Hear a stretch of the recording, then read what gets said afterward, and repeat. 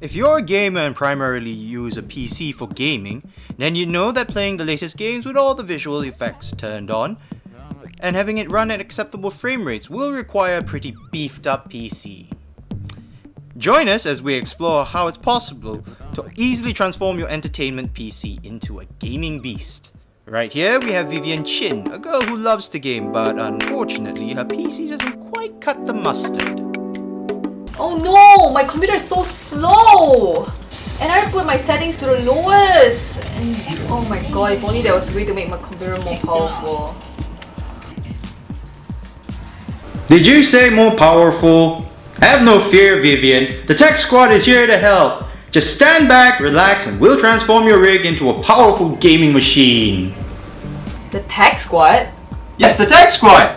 We're here to show you how easy it is to upgrade your PC. Are you sure? That's awesome! Yes, the Tech Squad! We're here to show you how easy it is to upgrade your PC. First off, let's start with your casing. Similar to how the chassis of a car works, the casing of a PC determines how good the airflow is. Good airflow equals to cooler components, and cooler components equal to a stable performance. A great example of a great PC casing is the Corsair Graphite 760T.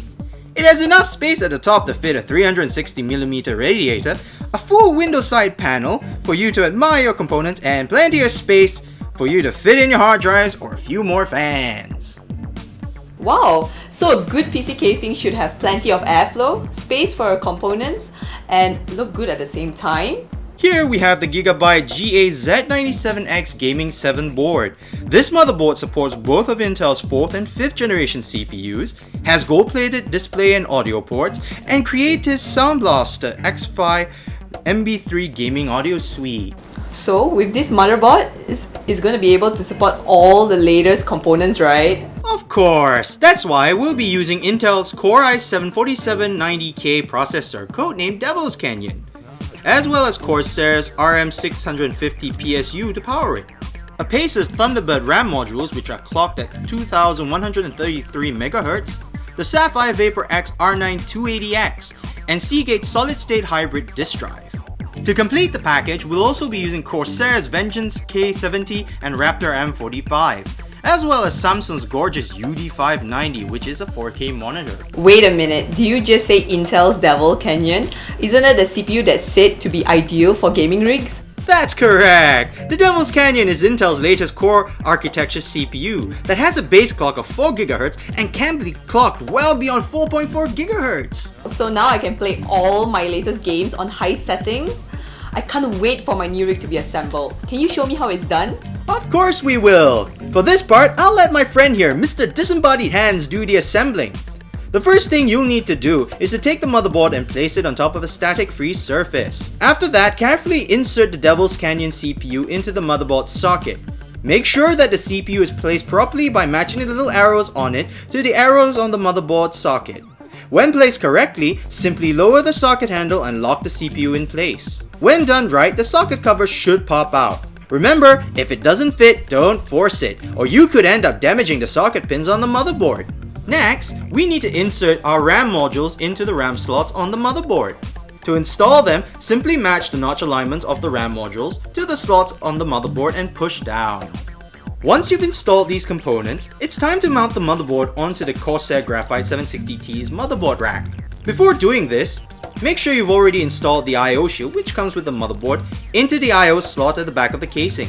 Once in place, simply place the motherboard onto the dedicated grommets that will hold it in place and secure it by screwing it in firmly. This is where we install the CPU cooler. Once the motherboard is secure, simply apply some thermal paste on top of the CPU if the CPU cooler's surface doesn't already have some. Remember, you only need a little bit of it, so don't put too much on it, otherwise you may risk actually overheating the CPU. Now it's time to install the graphics card, the heart of all gaming rigs. To install it, first unscrew the corresponding number of backplates on the casing in order to fit your graphics card ports through the back. After that, you simply slot the card into the first PCI slot on the motherboard and secure it by screwing it in tight. At this point, the only thing left to do is to install the Seagate solid-state hybrid drive into the casing. Now, traditionally, we would have to install it by screwing it onto the hard drive bay that comes with the casing.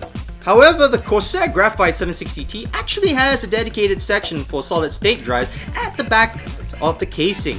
So, all you need to do is to secure the solid-state hybrid drive with a provided clip and slide it into the appropriate solid-state drive slot. Now, when you're sure that all the components are secure, it's time for the power supply unit, or the PSU, to be installed. Now, because this is a modular power supply, we only have to take out the cables that we need. First off, you want to plug in all the necessary cables into the respective power ports on the motherboard, graphics cards, and solid-state hybrid drive. Once that's done, simply connect the other end of the power cables directly to the power supply. Finally, attach all the jumper cables onto the motherboard, which includes the USB and audio connectors, and SSD SATA cables, and you're done. Yay! Oh my god! Thank you, Tech Squad. You've made me the happiest gamer ever. Not a problem, Vivienne. We're always happy to help. For the latest in tech news, don't forget to follow us on Hardware Zone Malaysia or subscribe to HWM Malaysia. Now that my rig has been transformed, do you want Tech Squad to transform your rig as well? If yes, click on the link below.